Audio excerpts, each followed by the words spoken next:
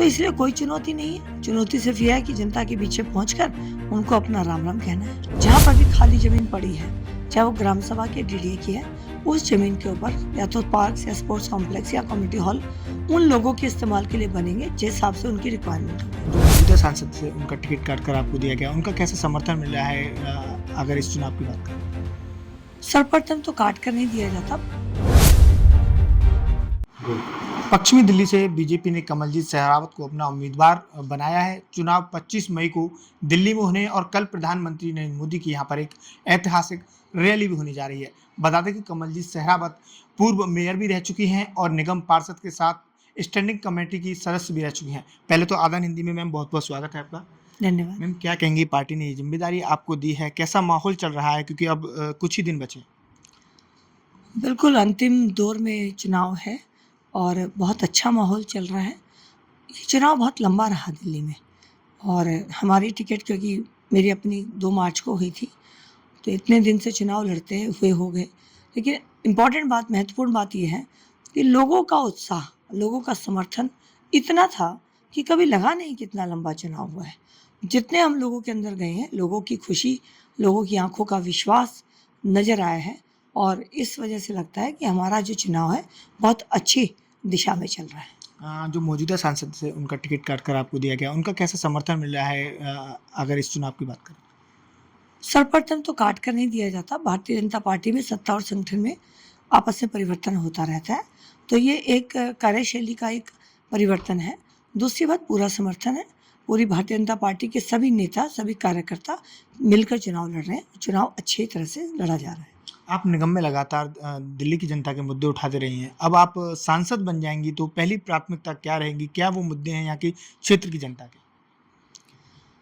पश्चिमी लोकसभा को 3 हिस्सों में बांट सकते हैं।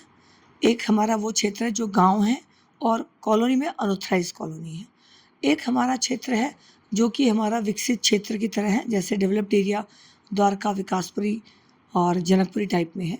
तो इन समस्याओं को हम अलग अलग कैटेगराइज करें तो अनऑथराइज कॉलोनी और गाँव के अंदर जहाँ पर भी खाली ज़मीन पड़ी है, चाहे वो ग्राम सभा के डीडीए की है, उस ज़मीन के ऊपर या तो पार्क या स्पोर्ट्स कॉम्प्लेक्स या कम्युनिटी हॉल उन लोगों के इस्तेमाल के लिए बनेंगे जिस हिसाब से उनकी रिक्वायरमेंट होगी। दूसरा, मेट्रो की कनेक्टिविटी नजफगढ़ से नांगलोई और नजफगढ़ से ढासा गांव हो, ये मेरी कोशिश रहेगी।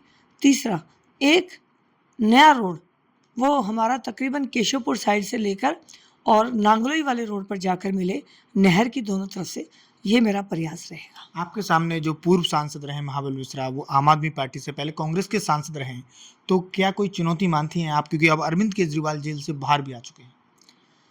पिछले 10 साल से भारतीय जनता पार्टी प्रधानमंत्री नरेंद्र मोदी जी के नेतृत्व में काम कर रही है। किए हुए काम पूरे हुए हैं, वादे जो होते हैं पूरे सब किए गए हैं और अगला जो 5 साल का संकल्प पत्र है वो लोगों से सुझाव लेकर बनाया गया है।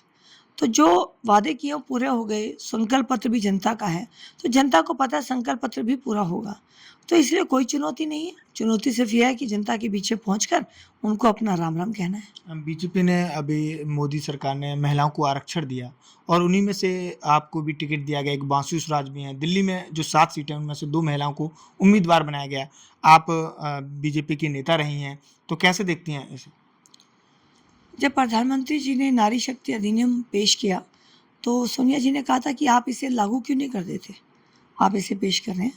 लेकिन कोई कानून लीगल टेक्निकलिटीज़ की वजह से वो अभी नहीं हो पाया। लेकिन इसके लिए प्रधानमंत्री जी ने 2 टिकट दिल्ली में देकर ये साबित कर दिया कि वो नारी शक्ति वंदन अधिनियम के बहुत सपोर्टर हैं और इसको करेंगे।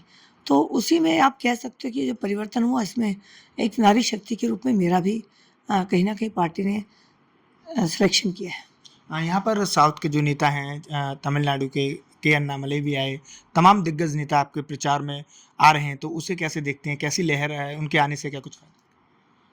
पार्टी की बातों को, उनकी भाषा अपने लोगों के बीच में रखने का अलग लगाव, अलग जुड़ाव होता है और उसी वजह से जो दिल्ली एक मल्टी सिटी है जहाँ पर हर तरह की कॉस्मोपॉलिटन सिटी है, सब लोग रहते हैं। तो जब उनके बीच के लोग, उनके अपने नेता आकर बात रखते हैं तो ज़्यादा कनेक्ट करते हैं और उन्हें खुशी होती है। और इसीलिए सभी पार्टी अपने अपने कार्यकर्ताओं को जो नेता हैं उनको कार्यकर्ताओं से मिलवाती है और इसी चरण में दिल्ली में भी भाजपा का प्रयास चल रहा है और मुझे लगता है कि बहुत अच्छा प्रयास है। सब लोग अपने राज्य के लोगों से मिलकर बहुत खुश होते हैं। अरविंद केजरीवाल जेल से बाहर आए थे उस दिन से वो लगातार कह रहे हैं कि अब दिल्ली का पासा पलट जाएगा, दिल्ली की 7 सीटें गठबंधन जीतेगा। और हाल ही में उनके आवास पर जो स्वाति मालीवाल महिला उनकी सांसद हैं, उनके साथ घटना घटित होती है और उसके वो कह रहे हैं कि स्वाति मालीवाल बीजेपी के सारे पर काम कर। स्वाति मालीवाल जी दिल्ली महिला आयोग की पुरानी अध्यक्ष हैं, अभी एक्स हुई हैं और सांसद हैं।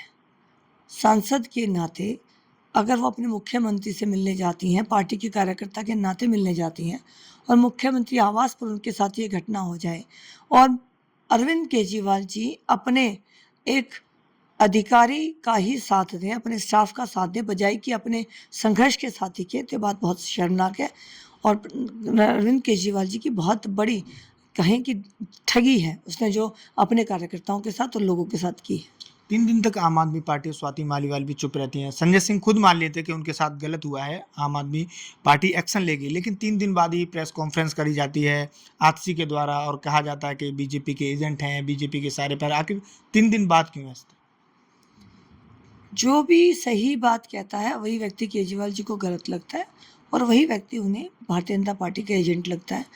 लेकिन हम कहना चाहते हैं कि भारतीय जनता पार्टी अपने एजेंडे अपनी रिपोर्ट कार्ड पर काम करती है। कोई अंदर गया बाहर आया, उनकी पार्टी में क्या हुआ, ये हमें प्रभावित नहीं करते हैं। हमारा अपना एक कार्यक्षेत्र है जिसमें काम करते हैं, अपनी एक रूपरेखा है और अपना विकास का एजेंडा है जिसको लेकर हम चुनाव लड़ रहे हैं। कल प्रधानमंत्री नरेंद्र मोदी आपके क्षेत्र में आ रहे हैं। कल एक क्योंकि 23 को प्रचार बंद हो जाएगा, 25 को मतदान है, क्या अपील करेंगे? और कल प्रधानमंत्री नरेंद्र मोदी आपके क्षेत्र में आने वाले हैं। ये बहुत खुशी की बात है कि प्रधानमंत्री नरेंद्र मोदी जी कल द्वारका सेक्टर 14 में आ रहे हैं, वेगस मॉल के पास जीडीए पार्क में, और 4 लोकसभाओं को मिलाकर ये रैली हो रही है। तो बहुत अच्छी बात है, लोगों में और कार्यकर्ताओं में बहुत उत्साह है और अभी यही बात है कि हम लोगों को अगले 3 दिन जनता के बीच में यही अपील करनी कि वोट अवश्य करें, वोट सोच समझ कर करें, देश के भविष्य वर्तमान को देखते हुए करें और जो सक्षम है उसी के लिए करें। बहुत बहुत धन्यवाद। देखिए, ये थी कमलजीत सहरावत जिन्हें पश्चिमी दिल्ली से बीजेपी ने अपना उम्मीदवार बनाया है। बता दें कि ये दिल्ली में नगर निगम में बड़ी जिम्मेदारी निभा चुकी हैं और दिल्ली की जो जनता है उनके कई मुद्दों को कई बार उठा भी चुकी हैं और लगातार जो आम आदमी पार्टी है उस पर हमलावर भी नजर आती हैं। दिल्ली से निखिल कुमार, आदान हिंदी के लिए।